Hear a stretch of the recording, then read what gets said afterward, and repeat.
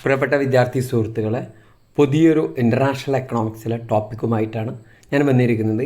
ഈ ടോപ്പിക്കിൽ നമ്മൾ ഡിസ്കസ് ചെയ്യുന്നത് theory of absolute advantage and theory of comparative advantage. രണ്ട് ക്ലാസിക്കൽ തിയറിയാണ് നമ്മളിവിടെ ഡിസ്കസ് ചെയ്യുന്നത്. അപ്പോൾ നമുക്ക് വീഡിയോയിലേക്ക് പോകാം. അതിനു മുമ്പ് നമ്മൾ തിയറി ഓഫ് അബ്സല്യൂട്ടും തിയറി ഓഫ് കമ്പാരിറ്റീവ് അഡ്വാൻറ്റേജിനും മുന്നോടിയായിട്ട് നമ്മൾ വാട്ട് ഈസ് മെർക്കൻറ്റലിസം എന്ന് നമുക്ക് നോക്കാം. The trade theory that says that nations should accumulate financial wealth, usually in the form of gold, by encouraging export and discouraging import is called mercantilism. Mercantilism എന്ന് പറഞ്ഞു കഴിഞ്ഞാൽ export encourage ചെയ്തുകൊണ്ടും import discourage ചെയ്തുകൊണ്ടും nation എന്ത് ചെയ്യുക, financial wealth accumulate ചെയ്യുക, gold രൂപത്തിലുള്ള financial wealth എന്ത് ചെയ്യുക, അക്യുമുലേറ്റ് ചെയ്യുക. It was actually an economic policy of wealth accumulation. ഇതെന്താണ് actually economic policy of wealth accumulation. They simply focused on the accumulation of gold. അവരെന്താണ് മെയിനായിട്ട് ഫോക്കസ് ചെയ്യുന്നത് accumulation of gold. Mainly Great Britain, France, then Netherland, Portugal and Spain used mercantilism during 1500 to the late 1700. 1500-ും 1700-ും ഇടയിൽ Britain, France, Netherland, Portugal and Spain എന്നീ രാജ്യങ്ങളിലായിരുന്നു ഇതുണ്ടായിരുന്നത്. Mercantilism propose that a country should try to export more than its import in order to receive gold.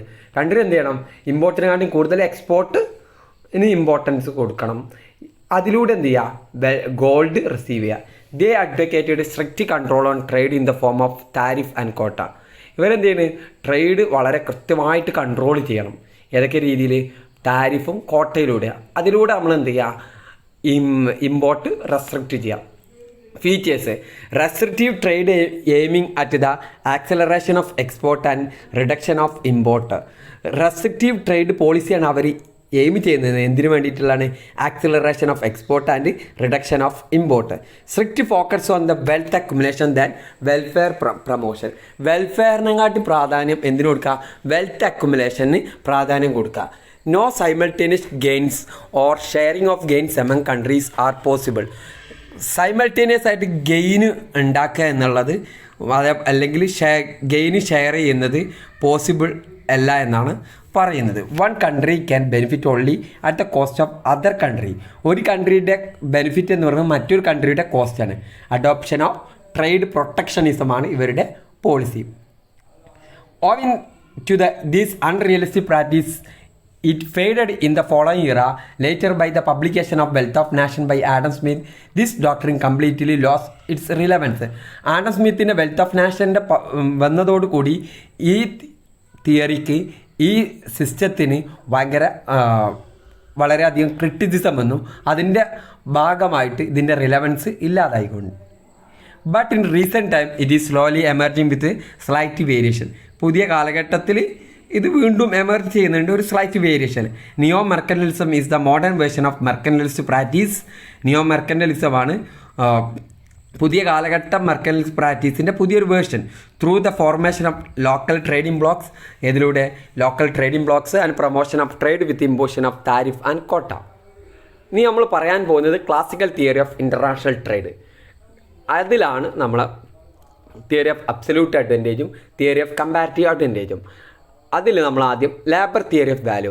It is the foundation stone of classical trade theory. ഇതാണ് classical trade തിയറിൻ്റെ foundation stone. It state that the value of a commodity is slowly dependent on the amount of labour hours utilised for its production. It states that the value of commodities slowly depend on the amount of labor hours utilized for its production. എത്ര amount of labour ആണ് utilise ചെയ്തത്, production വേണ്ടിയിട്ട് utilise ചെയ്തത്, അതിനനുസരിച്ചാണ് കമ്മോഡിറ്റിയുടെ value തീരുമാനിക്കുന്നത്. ഒരു commodity കൂടുതൽ amount of labour utilisation വന്നിട്ടുണ്ടെങ്കിൽ അതിനർത്ഥം എന്താണ്, കമ്മോഡിറ്റിയുടെ വാല്യൂ കൂടുതലാണ്. It assume that there are no other factor input are used for production. ഇവർ അസ്യൂം ചെയ്യുന്നത് മറ്റ് ഫാക്ടർ ഇൻപുട്ട് പ്രൊഡക്ഷന് യൂസ് ചെയ്യുന്നില്ല. Commodities are exchanged also on this basis of labour content. Commodity exchange ചെയ്തത് അതിൻ്റെ ലേബർ കണ്ടന്റിൻ്റെ ബേസിലാണ്. എത്ര ലേബർ, കൂടുതൽ ലേബർ യൂസ് ചെയ്തതായിരിക്കും കൂടുതൽ വാല്യൂ ഉള്ളത്. ആ ലേബർ കണ്ടന്റിൻ്റെ അടിസ്ഥാനത്തിലാണ് കമ്മോഡിറ്റി എക്സ്ചേഞ്ച് നടത്തുന്നത്. For example, if a jeans is made out out of 8 hours of labor and a toy of 4 hours, then 2 toys are required to exchange for 1 jeans. എന്ന് പറഞ്ഞാൽ 8 അവറാണ് ഒരു jeans produce ചെയ്യാൻ വേണ്ടതെങ്കിൽ ടോയ്ക്ക് 4 അവർ ആണെങ്കിൽ 2 toy കൊടുത്താലേ ഒരു jeans ലഭിക്കുള്ളൂ. ഇനി നമ്മൾ ഫസ്റ്റ് തിയറിക്ക് പോവാണ്. Theory of absolute advantage. Adam Smith. The Scottish economist Adam Smith developed the trade theory of absolute advantage in 1776. 1776 Adam Smith ഒരു പുതിയൊരു ട്രേഡ് തിയറി കൊണ്ടുവന്നു. അതിൻ്റെ പേരാണ് absolute advantage. Smith argument was that the wealth of nation depend upon the goods and service available to their citizen. Wealth of നാഷനാണ് ഒരു രാജ്യത്തെ ആളുകൾക്ക് available ആയിട്ടുള്ള ഗുഡ്സ് ആൻഡ് സർവീസ് ഡിപ്പെൻഡ് ചെയ്യും, rather than the gold reserve held by the nation. അവിടെയുള്ള gold reserve അല്ല. This theory propose that a country should engage in the production and exchange those commodities where it has an absolute advantage. Absolute അഡ്വാൻറ്റേജുള്ള commodity അവർ കൂടുതലായിട്ട് produce ചെയ്ത് അത് export ചെയ്യുക എന്നതാണ് ഇവരുടെ പോളിസി. Such a country produce greater output of good or service than other countries using the same amount of resource. Absolute advantage is defined as the ability to produce more of goods and service than competitors using the same amount of resources. Same amount of resources ഉപയോഗിച്ചുകൊണ്ട് ഒരു രാജ്യം ഏറ്റവും കൂടുതലായിട്ട് മറ്റു രാജ്യത്തെ അപേക്ഷിച്ച് കൂടുതലായിട്ട് commodity അല്ലെങ്കിൽ അതിൻ്റെ സർവീസ് പ്രൊഡ്യൂസ് ചെയ്തിട്ടുണ്ടെങ്കിൽ അതാണ് അബ്സല്യൂട്ട് അഡ്വാൻറ്റേജ്. എന്നാൽ 2 ലേബർ ഉപയോഗിച്ചുകൊണ്ട് ആണ് ഒരു രാജ്യത്തിന് ഒരു ജീൻസ് പ്രൊഡ്യൂസ് ചെയ്യാൻ കഴിയുന്നെങ്കിൽ മറ്റൊരു രാജ്യം 4 ലേബർ ഉപയോഗിച്ചിട്ടാണ് ഒരു ജീൻസ് പ്രൊഡ്യൂസ് ചെയ്യുന്നതെങ്കിൽ അബ്സല്യൂട്ട് അഡ്വാൻറ്റേജ് ആർക്കാണ്? 2 ലേബർ ഉപയോഗിച്ചുകൊണ്ട് പ്രൊഡ്യൂസ് ചെയ്യുന്ന രാജ്യത്തിനാണ്. Smith stated that tariff and quota should not restrict international trade. Smith പറയുന്നത് താരിഫും കോട്ടയും ഇൻ്റർനാഷണൽ ട്രേഡ് റെസ്ട്രിക്റ്റ് ചെയ്യില്ല. It should be allowed to flow according to market force. ഇതെന്ത് ചെയ്യും? അലോ ചെയ്യുള്ളൂ flow of goods and service according to market force. The theory of absolute advantage destroy the mercantilist idea that international trade is a zero-sum game. ഇവരെന്ത് absolute advantage തിയറിയിലാണ് ഇവർ advocate ചെയ്യുന്നത്. ഇവരെന്ത് ചെയ്യും? Mercantilist idea that international trade is a zero sum game എന്ന് പറയുന്ന mercantilist idea തെറ്റാണെന്ന് വളരെയധികം കൂടുതലായിട്ട് അവർ ക്രിട്ടിസൈസ് ചെയ്യുന്നുണ്ട്. According to absolute advantage theory international trade is a positive sum game. Mercantilist idea എന്താ? ഇൻ്റർനാഷണൽ ട്രേഡ് എന്താണ്? സീറോ സം ഗെയിം ആണെങ്കിൽ ഇവരുടെ ക്ലാസിക്കൽ എക്കണോമിക്സും അല്ലെങ്കിൽ ആഡം സ്മിത്തിൻ്റെ ഒക്കെ വ്യൂവിൽ international trade is a positive sum game because there are gain for both countries to an exchange. ഇവർ പറയുന്നത് ട്രേഡിലൂടെ 2 രാജ്യത്തിനും എന്തുണ്ടാകും? ഗെയിൻ ഉണ്ടാവും. എന്നാൽ മെർക്കൻറ്റലിസ്റ്റ് പറയുന്നത് ഒന്നിൻ്റെ ഗെയിന് മറ്റൊന്നിൻ്റെ നഷ്ടമാണ് എന്നാണ്. ഇനി അബ്സല്യൂട്ട് അഡ്വാൻറ്റേജിൻ്റെ assumption. There are 2 countries and 2 commodity. ഇവിടെ 2 രാജ്യവും 2 കമ്മോഡിറ്റിയും. 1 country has absolute advantage in 1 commodity. The second country has absolute advantage in another commodity. ഒരു രാജ്യത്തിന് ഒരു കമ്മോഡിറ്റിയിൽ അബ്സല്യൂട്ട് അഡ്വാൻറ്റേജ് ആകുമ്പോൾ മറ്റൊരു രാജ്യത്തിന് മറ്റൊരു കമ്മോഡിറ്റിയിലായിരിക്കും അബ്സല്യൂട്ട് ആണ്. Technology is assumed to be constant. Technology എന്തായിരിക്കും? കോൺസ്റ്റൻ്റ് ആയിരിക്കും. Labour is the only factors of production. ലേബറാണ് factor of production. Only factors of production ലേബറാണ്. Labour is homogeneous. ലേബർ എന്താണ്? Homogeneous. That means each unit of labour produce same level of output. Each unit of labour produce same level of output. Value of a commodity is measured in terms of is labour content. ഒരു കമ്മോഡിറ്റിയുടെ value measure ചെയ്യുന്നത് എന്തിൻ്റെ ബേസിലാണ്? അതിൽ എത്ര labour content ഉണ്ട്. There is not technological improvement. അവിടെ technological improvement ഇല്ല. Labour is perfectly mobile within the country but perfectly immobile between the country. രാജ്യത്തിനകത്ത് ലേബർ എന്താണ്? പെർഫെക്റ്റ്ലി മൊബൈലാണ്. രാജ്യത്തിനകത്ത് മൂവ്മെൻറ്റ് നടക്കും. പുറത്തോട്ട് മറ്റു രാജ്യങ്ങൾ തമ്മിലുള്ളത് ഇമ്മൊബൈലാണ്. A system of barter prevails. System of barter നിലവിലുണ്ടായിരുന്നു. 0 ട്രാൻസ്പോർട്ടേഷൻ കോസ്റ്റ്. ഇത്രയാണ് ഇതിൻ്റെ assumption. Based on this assumption, the theory can be explained with an example.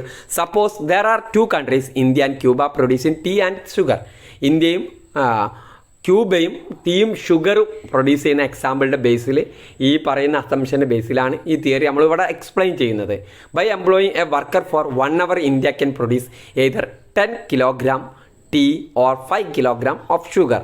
1 hour labour work ചെയ്താൽ ഇന്ത്യയിൽ 10 കിലോഗ്രാം ടീ അല്ലെങ്കിൽ 5 കിലോഗ്രാം ഷുഗർ പ്രൊഡ്യൂസ് ചെയ്യാൻ സാധിക്കും. Similarly if a Cuban worker is employed she is capable of producing 10 kilogram of sugar or 5 kilogram of tea. ക്യൂബയിലാണെങ്കിൽ ഇപ്പോൾ 10 kilogram ഷുഗറാണ്, 5 kilogram tea ആണ് produce ചെയ്യാൻ സാധിക്കുന്നത്. അത് നമ്മൾ ഈ ടേബിളിൽ വളരെ കൃത്യമായിട്ട് പറയുന്നത് ഇന്ത്യ 5ആണ്, ഒരു അവർ കൊണ്ട് പ്രൊഡ്യൂസ് ചെയ്യാൻ കഴിയുന്ന ഔട്ട്പുട്ട്. ഇന്ത്യയിൽ ടീ ആണെങ്കിൽ 10 ആണ്, ക്യൂബയിൽ 10 ഷുഗറും 5 ടീ ആണ് ക്യൂബയിൽ. From the table it is clear that by spending n hours of labour India is capable of producing 2-fold of tea than Cuba. ക്യൂബയെ അപേക്ഷിച്ച് 2 ഇരട്ടി ടീ പ്രൊഡ്യൂസ് ചെയ്യാൻ ഇന്ത്യക്ക് കഴിയും. Similarly in the case of sugar Cuba is able to generate double the production ഇന്ത്യനെ അപേക്ഷിച്ചിട്ട് ക്യൂബക്ക് എന്ത് ചെയ്യാൻ പറ്റും, ഷുഗർ അതുപോലെ പ്രൊഡ്യൂസ് ചെയ്യാൻ സാധിക്കും. In short Cuba is as absolute advantage in sugar and India in tea. Absolute advantage ക്യൂബക്കയിലാണ്, ഷുഗറിലാണ്. ഷുഗർ 10 പ്രൊഡ്യൂസ് ചെയ്യാൻ കഴിയും, പക്ഷേ അത്ര 5 മാത്രമേ ടീ പ്രൊഡ്യൂസ് ചെയ്യൂ. പക്ഷേ ഇന്ത്യ എന്താണ്, 10 ടീയിലുണ്ട്, ഷുഗറിൽ 5 ഉള്ളൂ. അപ്പോൾ ഇന്ത്യൻ്റെ അബ്സല്യൂട്ട് അഡ്വാൻറ്റേജ് ടീ ആണ്, ക്യൂബൻ്റെത് ഷുഗറാണ്. Since there is perfect factor mobility within a country. Perfect factor mobility within the country, രാജ്യത്തിനകത്ത് ഫാക്ടർ മൊബിലിറ്റി പെർഫെക്റ്റ് ആയതുകൊണ്ട് India can channelise labours into the tea sector. ഇന്ത്യയിൽ എല്ലാ ലാബേഴ്സിനെയും ടീ സെക്ടറിലേക്ക് channelise ചെയ്യാം. ക്യൂബക്ക് എന്ത് ചെയ്യാൻ പറ്റും, ഷുഗർ വ്യവസായത്തിലേക്കും ചാനലൈസ് ചെയ്യാൻ സാധിക്കും. അപ്പോൾ ഇവിടെയുള്ള ഇത് പ്രകാരം ഇന്ത്യ പ്രൊഡ്യൂസ് ചെയ്യുന്നത് ഏതാണ്, ഷുഗർ പ്രൊഡ്യൂസ് ചെയ്യും. ഇന്ത്യ ടീ പ്രൊഡ്യൂസ് ചെയ്യും. ക്യൂബ ഷുഗർ പ്രൊഡ്യൂസ് ചെയ്യും. അതിനർത്ഥം India has absolute advantage in tea, Cuba has absolute advantage in sugar. Absolute advantage ഉള്ള ടീയിലുള്ള ഇന്ത്യ എന്ത് ചെയ്യും, അത് കൂടുതലായിട്ട് പ്രൊഡ്യൂസ് ചെയ്യും, അത് എക്സ്പോർട്ട് ചെയ്യും. അബ്സല്യൂട്ട് ഡിസഡ്വാൻറ്റേജ് ഉള്ള ഷുഗർ എന്ത് ചെയ്യും, അത് ഇമ്പോർട്ട് ചെയ്യും. ഓക്കെ, അത് നേരെ ഓപ്പോസിറ്റിൽ ക്യൂബയും. Criticism: the assumption that labor is the only factors of production to produce a commodity is wrong. ഇവരുടെ ഫസ്റ്റിലെ അസംഷൻ ആയിട്ടുള്ള ലേബർ മാത്രമാണ് ഓൺലി ഫാക്ടേഴ്സ് ഓഫ് പ്രൊഡക്ഷൻ എന്നുള്ളത് വളരെയധികം തെറ്റായ ഒരു സമീപനമാണ്. Not acceptable assumption of homogeneity in labour homogeneity എന്ന് പറയുന്നത് ആക്സെപ്റ്റ് ചെയ്യാൻ സാധിക്കില്ല. Unrealistic assumption of full employment, unrealistic ആയിട്ടുള്ള ഒരു അസംഷനാണ് ഫുൾ എംപ്ലോയ്മെൻറ്റ്. അത് ക്ലാസിക്കൽസിൻ്റെ പ്രധാനപ്പെട്ട ഒരു വ്യൂ ആണ് ഫുൾ എംപ്ലോയ്മെൻറ്റ് എന്ന് പറയുന്നത്. അത് അൺറിയലിസ്റ്റിക് അസംഷനാണ്. Difficult to assume that transportation cost is 0. Transportation cost 0 എന്ന് പറയുന്നത് നമുക്ക് ഒരിക്കലും അസ്യൂം ചെയ്യാൻ സാധിക്കില്ല. ഇനി രണ്ടാമത്തെ തിയറിയാണ് കമ്പാരിറ്റീവ് അഡ്വാൻറ്റേജ് തിയറി. അത് ഇൻട്രൊഡ്യൂസ് ചെയ്തത് David Ricardo. The most basic concept in the world of international trade theory is the principle of comparative advantage. ഒരു ഇൻ്റർനാഷണൽ തിയറിയുമായി ബന്ധപ്പെട്ട ഏറ്റവും മോസ്റ്റ് ബേസിക് ആയിട്ടുള്ള കോൺസെപ്റ്റാണ് principle of comparative advantage. It is introduced by David Ricardo in 1870.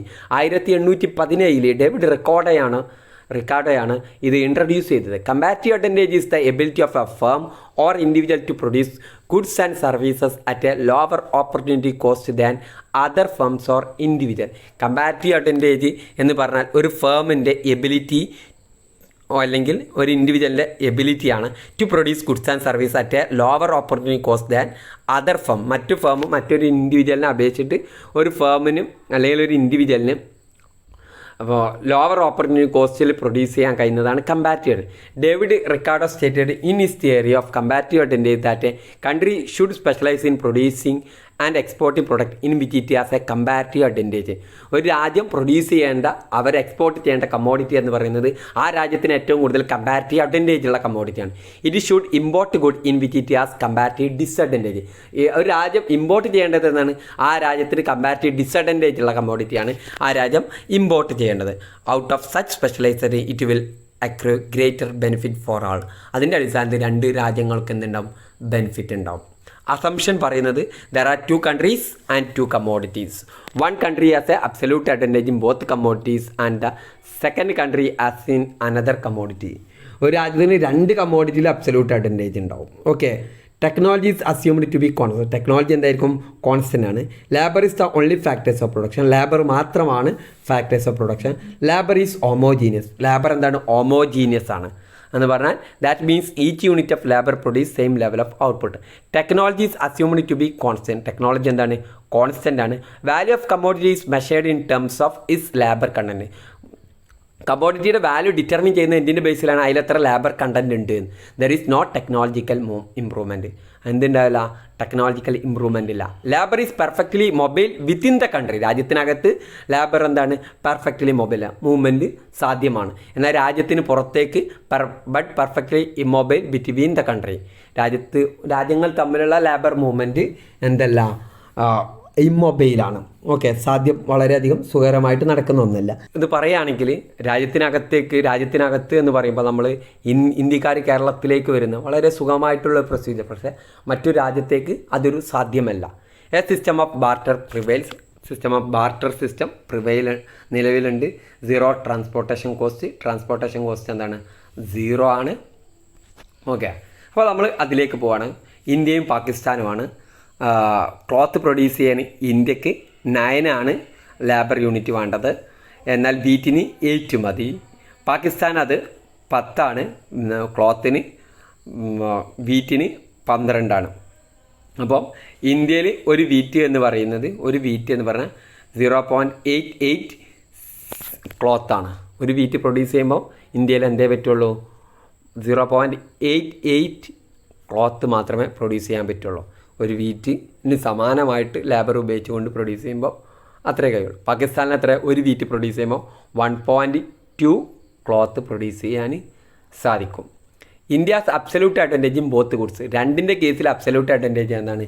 ഇന്ത്യക്കാണ് ഏറ്റവും കുറവ് labour content വേണ്ടത്. India can concentrate production of wheat because of its comparative advantage and export it into Pakistan. India produce ചെയ്യേണ്ട ഏറ്റവും കുറവ് labour വേണ്ടത് ഇതിനാണ്? വീറ്റിനാണ്. അതിൽ India എന്ത് ചെയ്യുക? കോൺസെൻട്രേറ്റ് ചെയ്യുക. അവിടെ അതിന് കാരണം എന്താണ്? ഇന്ത്യക്ക് കമ്പാരിറ്റീവ് അഡ്വാൻറ്റേജ് വീറ്റിലാണ്. And export it into Pakistan. അതെന്ത് ചെയ്യുക? പാകിസ്ഥാനിലേക്ക് എക്സ്പോർട്ട് ചെയ്യുക. Pakistan can concentrate production of cloth because of comparative advantage. Pakistan produce ചെയ്യേണ്ടതാണ്? ക്ലോത്താണ്. 10 ലേബർ മതി ഒരു ക്ലോത്ത് പ്രൊഡ്യൂസ് ചെയ്യാൻ. പക്ഷേ വീറ്റിന് അത് 12 വേണം. അപ്പോൾ കമ്പാരിറ്റീവ് അഡ്വാൻറ്റേജ് ക്ലോത്തിലാണ്. അതെന്ത് ചെയ്യുക? ഇന്ത്യയിലേക്ക് എക്സ്പോർട്ട് ചെയ്യുക. Both nation import goods they have absolute disadvantage. ഓരോ രാജ്യത്തും രണ്ട് രാജ്യവും ഇമ്പോർട്ട് ചെയ്യുന്ന ഗുഡ്സ് എന്താണ്? അവർക്ക് അബ്സല്യൂട്ട് കമ്പാരിറ്റീവ് ഡിസഡ്വാൻറ്റേജ് ഉള്ള കമ്മോഡിറ്റിയാണ്. അപ്പോൾ അഡ്വാൻറ്റേജ് ഉള്ള കമ്മോഡിറ്റി എന്ത് ചെയ്യുക? പ്രൊഡ്യൂസ് ചെയ്യുക. കമ്പാരിറ്റീവ് അഡ്വാൻറ്റേജ് ഉള്ള കമ്മോഡിറ്റി പ്രൊഡ്യൂസ് ചെയ്യുക. കമ്പാരിറ്റീവ് ഡിസഡ്വാൻറ്റേജ് ഉള്ള കമ്മോഡിറ്റി എന്ത് ചെയ്യുക? ഇമ്പോർട്ട് ചെയ്യും. ഈ തിയറിയുടെ ക്രിറ്റിസിസം പറയുന്നത് the assumption that labour is the only factors of production to produce commodity is wrong. ഇതിൻ്റെ മെയിൻ ക്രിറ്റിസിസം ലേബർ മാത്രമാണ് ഫാക്ടേഴ്സ് ഓഫ് പ്രൊഡക്ഷൻ എന്നുള്ളതാണ്. അതേപോലെ ഹോമോജിനിറ്റി ഇൻ ലേബർ എന്നുള്ള അസംഷൻ നമുക്ക് ആക്സെപ്റ്റബിൾ ചെയ്യാൻ പറ്റില്ല. Unrealistic assumption of full employment എന്ന് പറയുന്ന അസംഷൻ അൺറിയലിസ്റ്റിക് ആണ്. Difficult to assume that transportation cost 0 എന്നുള്ളത് നമുക്ക് അസ്യൂം ചെയ്യാൻ സാധിക്കില്ല. Does not explain pattern of trade explain ചെയ്യാൻ സാധിക്കില്ല. Does not talk about efficiency of labour. ഈ തിയറി ഒരിക്കലും ലേബറിൻ്റെ എഫിഷ്യൻസിയെ കുറിച്ച് പറയുന്നില്ല. International trade is among country with many commodity. International trade എന്ന ഓൺലി 2 കമ്മോഡിറ്റി എന്ന് പറയുന്നത് ഒരു ശരിയായ രീതിയല്ല. കുറേ കമ്മോഡിറ്റി ഈ രാജ്യങ്ങൾ തമ്മിൽ എക്സ്പോർട്ടും ഇമ്പോർട്ടും നടത്താറുണ്ട്. അപ്പോൾ നമ്മൾ ഇവിടെ അബ്സല്യൂട്ട് അഡ്വാൻറ്റേജും കമ്പാരിറ്റീവ് അഡ്വാൻറ്റേജും വളരെ കൃത്യമായിട്ട് പറഞ്ഞു. ഈ രണ്ട് തിയറിയുടെയും ക്രിറ്റിസിസം ഏകദേശം സെയിമാണ്. ഓക്കെ, അതിൻ്റെ അടിസ്ഥാനത്തിൽ വളരെ കൃത്യമായിട്ട് നമുക്ക് ഈ രണ്ട് തിയറിയും വളരെ ഈസി ആയിട്ട് മനസ്സിലാക്കാൻ കഴിയുന്ന രണ്ട് തിയറിയാണ്. എല്ലാവർക്കും മനസ്സിലായിട്ടുണ്ടാവുമെന്ന് കരുതുന്നു. Okay, thank you.